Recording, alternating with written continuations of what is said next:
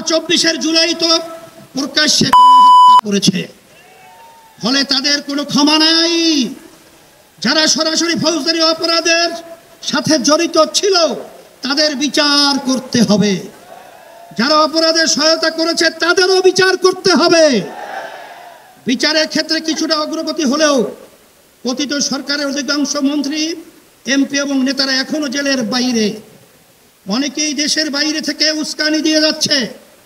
আজকের এই মহাসমাবেশ থেকে ঘোষণা করছি, অবিলম্বে ফ্যাসিবাদীর সাথে জড়িত সকলকে শাস্তির আওতায় আনতে হবে। আরেকটা কথা বলি, সুপ্রিম কোর্টে বিচারপতি নিয়োগ নিয়ে অতীতের মতোই বাতাসে নানা রকম কথা ভাসছে। আমরা আমাদের চোখ কান খোলা রেখেছি। যোগ্যদের বাদ দিয়ে যদি তথাকথিত শপথবদ্ধ রাজনীতিবিদদের নিয়োগ দেওয়া হয়, তা কারো জন্যই সুকুমার হবে না। প্রিয় দেশবাসী, দেশের সকল মানুষের ভোটের দাম সমান, কারো ভোট যাতে অবমূল্যায়ন না হয় সেই ব্যবস্থা করতে হবে।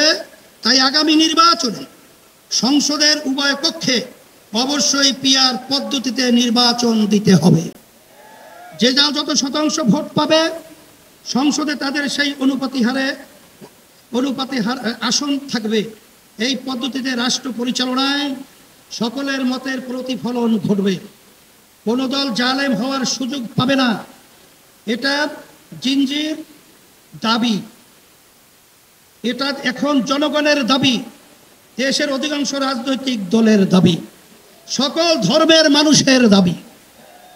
আজকের এই মঞ্চ এটা আবারও প্রমাণ করেছে।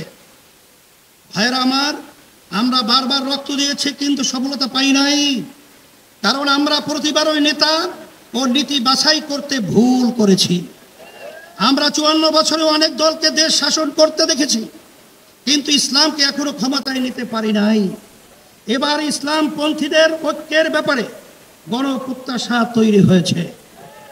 আমি শুরু থেকে ইসলামপন্থী সকল ভোট এক বাক্সে আনার কথা বলে আসছি।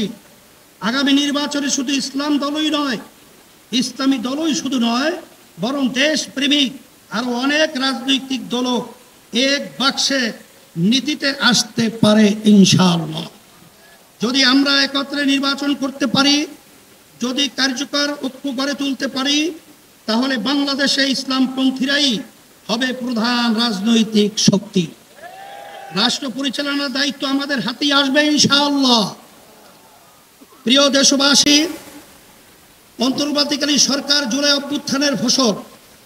এত জনসমর্থন নিয়ে আর কোনো সরকার দায়িত্ব গ্রহণ করে নাই। আমরা নিঃস্বার্থভাবে এই সরকারের পাশে দাঁড়িয়েছি। সরকারকে বলবো, সংস্কার, বিচার ও সুষ্ঠু নির্বাচনের যে অঙ্গীকার নিয়ে আপনারা দায়িত্ব নিয়েছেন, সেই দায়িত্ব পালনে অবিচল থাকুন। কারো দ্বারা প্রভাবিত হয়ে লক্ষ্য থেকে বিচ্যুত হবেন না। নিরপেক্ষ থেকে দায়িত্ব পালন করুন। আমরা আপনাদের পাশে ছিলাম, আছি এবং থাকবো ইনশাআল্লাহ। প্রিয় ভাইরা আমার, আইন শৃঙ্খলা পরিস্থিতি, রাজনৈতিক চরিত্র, চাঁদাবাজির ক্ষেত্রে অবস্থার এখনো কোনো পরিবর্তন হয় নাই। একটি দলের বিরুদ্ধে অভিযোগ উঠেছে, কারো নাম ধরে সমালোচনা করতে চাই না, তবে পুরনো রাজনৈতিক অপসংস্কৃতি জিয়ে রাখার চেষ্টা সহ্য